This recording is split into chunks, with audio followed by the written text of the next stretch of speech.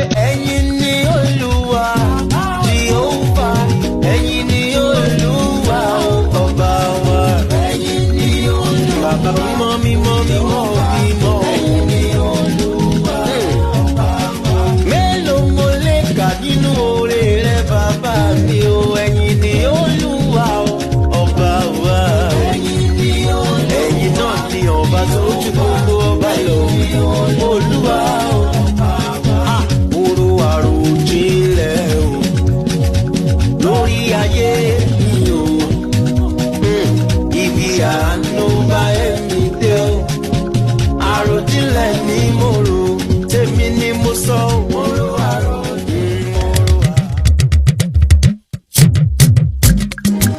ẹni ọdún báláyé ó yẹ kó sọ pé àríwísí kan ò sí, kò sí wàsùwísù àbánikàndá ikọ́ ò lè mọ̀kúta ṣèbẹ́ni tọ́lọ́hun ọba mi pamọ́ ló ń yọ nínú ewu. Happy birthday celebration òní láyẹyẹ ọjọ́bí ẹni ọlọ́run fẹ́, ọmọ pupa bí òdòdó Déṣẹwà tó pupa bí ọ̀lẹ̀lẹ̀ àwẹ̀. Ó yá ẹ jẹ́ ká kó ságbádá ká lọ kọ́mọ lọ́jọ́ bí òní kú oríire. Mrs Adéoyè Adéṣẹwà ọmọ dára bí ọjọ́, arẹwà lóbìnrin apọ́nbẹ́pọ̀ rẹ̀, ọmọ akin akin gangan tó tún bí akin fúnra rẹ̀. Adétutù ìwọ ni mo kúkú ń kí, òkú ayẹyẹ oríkádùn òní, abiyamọ rere aya rere lọ́dẹ̀dẹ̀ ọkọ, ọmọ lọ́jọ́ bí òní aya olólùfẹ́ ìdùnnú Adéoyè Ọmọ́táyọ̀ Joshua tí gbogbo èèyàn mọ̀ sí Mr Prudent níròǹgbé sọnù bí ó ṣe bí ọmọ lọ́jọ́ bí òní ńlẹ́. Mọ́mì Emmanuel mọ́mì Israel kórí ṣe wọ́n lọ́mọ alálùbáríkà kalẹ̀ kán máa gbélé ayé ṣohun rere.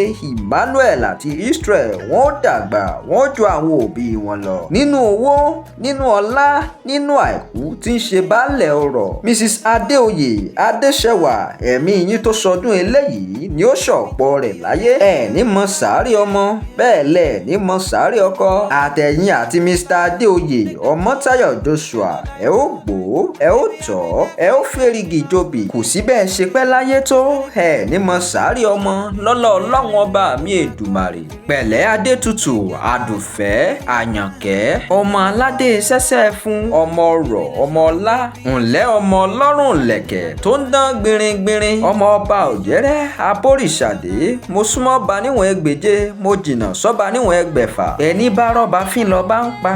Ọba abóríṣàdé kẹ́ ẹ pẹ́ lórí àpèrè àwọn baba yín, ẹ ó pẹ́ bí pẹ́pẹ́ ti ń pẹ́, ẹ ó dàgbà bí ará ògbúrọ̀, ẹ ó sì jẹun ọmọ pẹ́pẹ́pẹ́ lọ́lọ́ ọlọ́run ọba. Ọmọ ọlọ́jọ́ bí òní Adéoyè Adéṣẹwà Adétutù ni mo wá kí o jàre, jẹ́ ń wá lọlé àwọn baba rẹ̀. Ọmọ Olúfúnmiládé òrùlú ni yín, ọmọ aníyànlé tí ń jà tẹ́sùn, ẹ̀yin lọ́mọ alẹ́pọ̀ ńlẹ́ ẹ sì máa jẹ láàyín ní funfun. Ìwọ lọmọ ládéládéládé ọmọ aládé sẹ́sẹ́ fún, ẹ̀yin lọmọ wòyírà kó o má bàa rẹrúkẹ́rú ẹrúkẹ́rú abilala lẹ́nu, ọmọ wòyírà kó o má bàa ragbákígbá. Ọmọ Olúfúnmiládé ńlẹ́ ọmọ olódò kan tó sàn tẹ̀rẹ̀rẹ̀, ńlẹ́ ọmọ olódò tó sàn tààràrà, odò tó sàn wéréke tó lọ sọ̀hún wéréke. Onípele ojú tẹ́ ẹ rí ò gbúdọ̀ bù mu, abàbàjà tẹ́ ẹ rí ò gbúdọ̀ bù fọ́sẹ̀. Ògèdè oníṣòbòrò ni ó pọnmi odò náà gbẹ. Happy birthday celebration to you once again Adéoyè Adéṣẹwà Adétutù. Bí o ti ń ṣọjọ́ bí rẹ lónìí, ohun rere tuntun ni kó máa wọ́ ọ rí,